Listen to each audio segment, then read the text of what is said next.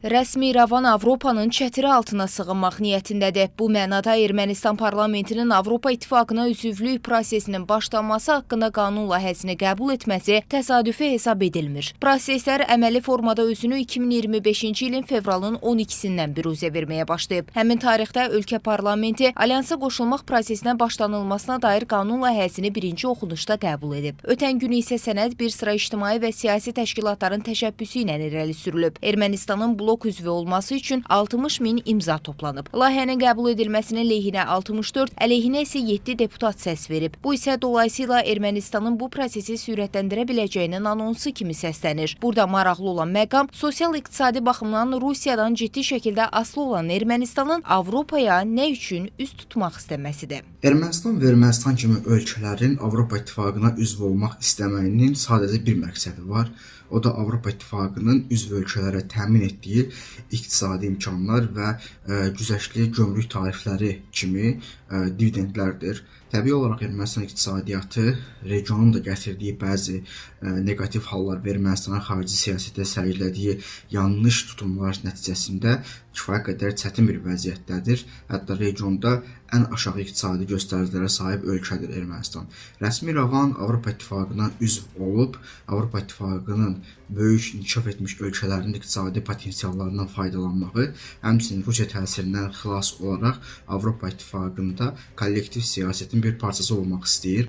Bugün Ermənistanı Rusiyadan asılı edən təbii qaza, elektrik enerjisinə olan ehtiyacı, sərhəd nəzarəti, bank əməliyyatları, nəqliyyat infrastrukturu və daha neçə amillərlə izah olunur. Təbii ki, İrəvanın iqtisadi durumu dedikdə ağla ilk gələn qaz tədarükü məsələsidir. 2021-ci ilin dekabrında Rusiya qazının Ermənistan üçün topdan satış qiyməti 10 il müddətinə 1000 kubmetri üçün $165 müəyyən edilib. Bu dəyişikliklər 2013-cü ilin dekabrında imzalanmış sazişdə qeyd edilib. Ölkənin mövcud olan iqtisadi durumunu nəzərə aldıqda qazın satış qiymətində kəskin artımları müşahidə olunmaması təəccüb doğurmur. Sərhəd nəzarəti asılılığı. Ermənistan və Rusiya arasında 1992-ci ildə imzalanmış müqaviləyə əsasən Federasiyanın sərhəd idarəsinin sərhədçiləri bu ölkənin Türkiyə və İranla olan dövlət sərhədini qoruyur. Bank əməliyyatları. Ermənistan Mərkəzi Bankının məlumatına görə 2021-ci ildə Rusiyadan Ermənistana təxminən $865 milyon pul köçürülüb. Bu, ölkənin ümumdaxili məhsulunun 5%-ni təşkil edir. 2022-ci ildə bu rəqəm təxminən 4 dəfə artıb.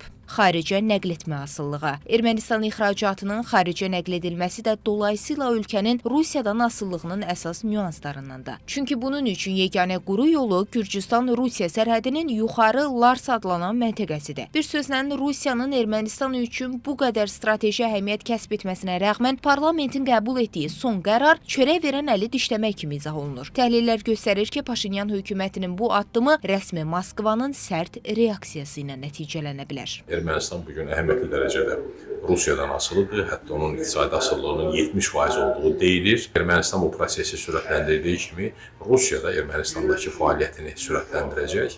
Yəqin ki, burada artıq hansısa korrektordan söhbət gedə bilməz. Rusiya bütün gücü ilə çalışacaq ki, indiki Paşinyan hökumətini dəyişsin. Ya seçki ilə, ya başqa üsullarla. Hər halda Ermənistanda Rusiyanın kifayət qədər ciddi siyasi alətləri var. Yəni, bu alətlərdən istifadə etməklə Paşinyanı hakimiyyətdən uzaqlaşdırmağa çalışacaq. Əks təqdirdə Paşinyan Ermənistanı Avropa İttifaqına doğru sürüyüb aparacaq və bu da Rusiyanın təbii ki, bölgədəki maraqlarına cavab vermiş. Odur ki, Ermənistanın Avropa İttifaqına üzvlüyü real görünmür. Ancaq İrəvanın daxilində bu məsələyə inam böyüdür. Hətta baş nazir Nikol Paşinyan Ermənistanın alyansa qoşulması ilə bağlı qərarın ümumxalq referendumu yolu ilə qəbul edilməli olduğuna işarə edib. Bu mənada nəzərlər Rusiyanın atacağı addımlara yönəlir. Zeynəb Mirzəyeva, Real.